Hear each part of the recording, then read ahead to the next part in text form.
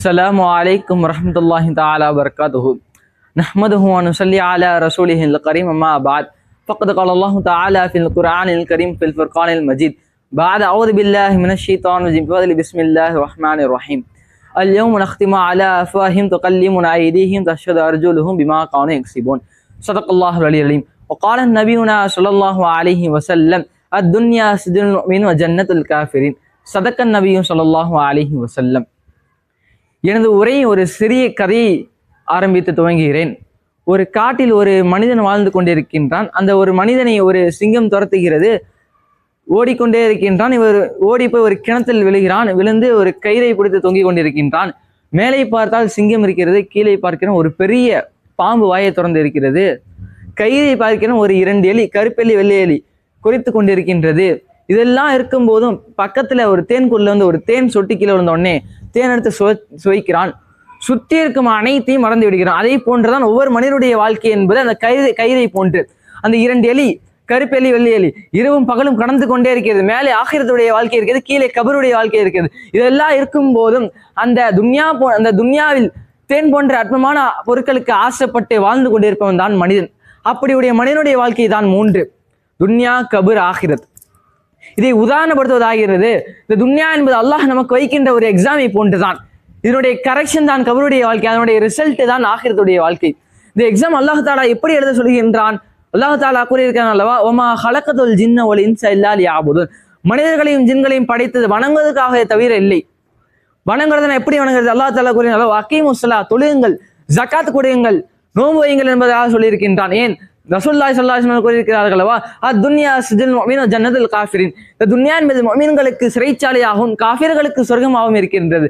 ஆனால் இந்த துன்யாவில் அல்லாஹ் சொன்னபடி எல்லாம் வாழாம அல்லாஹ் இதெல்லாம் தடுத்திருக்கின்றானோ, அல்லாஹ் எதெல்லாம் சொல்லவில்லையோ அதற்கு அப்படியே மாறாக இந்த துன்யாவில் மது அருந்தி கொண்டு வாழ்வதும், சிகரெட் பிடித்து பீடி கொடுத்து கொண்டு இருப்பதும், ஏன் அந்நிய பெண்களை பார்ப்பது, காசுக்காக நடிக்கும் நடிகர்களுக்கு ரோல் மாடலாக எடுத்து வாழ்ந்து கொண்டிருக்கின்றார்கள். இப்படியெல்லாம் வாழ்ந்த என்னுடைய கரெக்ஷன் கபருடைய வாழ்க்கையில் எப்படி இருக்கும் என்றால், மலக்குமார்கள் வந்து மர் ரப்புக்க, உன்னுடைய ரப்பி யார், மன் தீனுக்க, உன்னுடைய மார்க்கம் என்ன, ஒரு புகைப்படத்தை காமித்து மாஹாதர் ரஜுலு, இந்த மனிதர் யார் என்று கேட்பார்கள். அதற்கு இதே அவன் கெட்டவனா இருந்தால் அவன்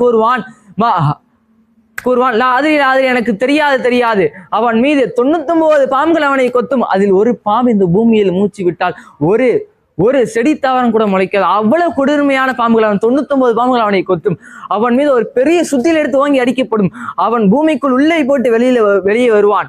இதை போன்ற கியாமத் நாள் வரை அவனுக்கு தொடர்ந்து அதாவுகள் அளிக்கப்பட்டே இருக்கின்றோம். இதே அல்லாஹ் சொன்னதையெல்லாம் செய்து இருந்தான் என்றால் துன்யாவில் அவனுடைய கவருடைய கரெக்ஷன் எப்படி இருக்கும் என்றால், மலக்குமார்கள் கேட்பார்கள், மர் ரப்புக்க, உன்னுடைய ரப்பு யார், மன் தீனுக்க, உன்னுடைய மார்க்கம் என்ன, ஒரு புகைப்படத்தை காமிந்த மஹாதர் ரஜுலு, இந்த மனிதர் யார், என்னுடைய ரப்பு அல்லாஹ், என்னுடைய மார்க்கம் இஸ்லாம். இந்த புகைப்படத்தில் முஹம்மது ரசூலுல்லாஹி ஸல்லல்லாஹு அலைஹி வஸல்லம் அவருக்கும் கபர் ஒரு நெருக்கம். ஏன்? சாதுவின் மாதிரி அவர்களுக்கு அவருடைய மரணத்திற்கு அரிசி நடுங்கியது. அவருடைய மரணத்திற்கு மலக்குமார்கள் எல்லாம் ஆஜராகலாம். அப்படிப்பட்ட அவர்களுக்கே கபர் ஒரு நெருக்கிறது என்றால், நம்முடைய வாழ்க்கையினுடைய கபருடைய நெருக்கி கவனித்தால் எவ்வளவு கொடுமையாக இருக்கும்.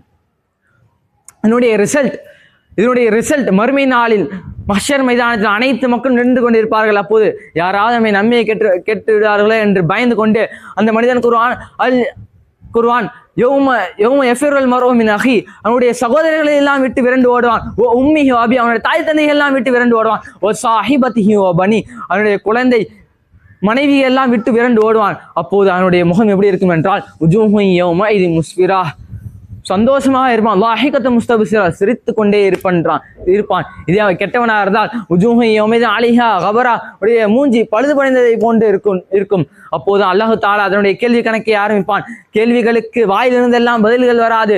அல்லாஹு தாலா கூறியிருக்கிறான் அல்லவா, அல் யௌம நஹ்திமு அலா அஃப்வாஹிஹிம் துகல்லிமுனா ஐதீஹிம் தஷ்ஹது அர்ஜுலுஹும் பிமா கானூ யக்ஸிபூன். அன்றைய நாள் அவனுடைய வாய்க்கு முத்திரையிடப்படும். அவனுடைய கைகள் தான் பேசும். அவன் செய்த பாவத்தின் காரணமாக அவனுடைய கால்கள் சாட்சி சொல்லும். அவனுடைய கேள்வி கணக்கெல்லாம் முடிந்த பிறகு அல்லாஹ் தாலா தன்னுடைய ரிசல்ட்டை கொடுப்பான். இதே அல்லாஹ் சொன்னபடி எல்லாம் துனியால கேட்டு இருந்தால் அவனுடைய ரிசல்ட் அல்லாஹ் தாலா கூறுவான், அம்மா மன் ஊத்திய கிதாபஹு பியமீனிஹி, அவனுடைய ரிசல்ட் அவனுடைய வலது கையில் கொடுக்கப்படும். அப்போது அவர் கூறுவா ஃபயக்கூல் ஹா முக்ரவு கிதாபியா, இதையெல்லாம் படித்து பாருங்கள், நான் பாஸ் ஆயிட்டேன் என்று கூறுவான். அவருக்கு எப்படி இருக்கும் என்றால் அவனுடைய வாழ்க்கை ஃபி ஜன்னத்தின் ஆலியா, மேலான உயர்ந்த சொர்க்கத்திலே இருப்பார். இதே அல்லாஹ் சொல்லாதையெல்லாம் செய்திருந்தார் என்றால் அவருடைய ரிசல்ட் எப்படி இருக்கும் என்றால் அல்லாஹ் தஆலா அவனுடைய ரிசல்ட்டை, அவனுடைய ஏடுகளை அம்மாமன் ஊத்திய கிதாஹு பிஷிமாலி, அவனுடைய ஏடுகளை அவனுடைய இடது கையில் கொடுப்பான். ஃபயக்கூல், அவர் கூறுவார் யா லைத்தனி கானத்தில் காலியா, என்னுடைய ஏடுகள் கொடுக்கப்படாமல் இருக்கக்கூடாதா, இன்னி லரந்து அன்னி முலாக்கின் ஹிசாபியா, என்னுடைய கணக்கு எனக்கு தெரியாமல் இருக்கக்கூடாதா, ஹுது ஃபகுல், அவனை பிடிங்கள், சும்மா ஜஹீம சொல்ல, அவனை நரகத்தில் தள்ளுங்கள். இவ்வளவு கொடூர்மையாக இருக்கும். எனவே இந்த துன்யாவுடைய வாழ்க்கையில் நடிக்கும் நடிகர்களையும் ரோல் மாடலாக எடுத்து வாழ்ந்து கொள்ளாமல் நம்முடைய ரிசல்ட்டை வலது கையில் வாங்கி உயர்ந்த சொர்க்கத்தில் இருப்பதற்கு வல்லவனுல்லாஹ் உங்களுக்கும் எனக்கும் தௌஃபீக் செய்வானாக. வ ஆஹிரு தஅவானா அல்ஹம்துலில்லாஹி ரப்பில் ஆலமீன். அஸ்ஸலாமு அலைக்கும் வரஹ்மத்துல்லாஹி தஆலா வபரகாத்துஹு.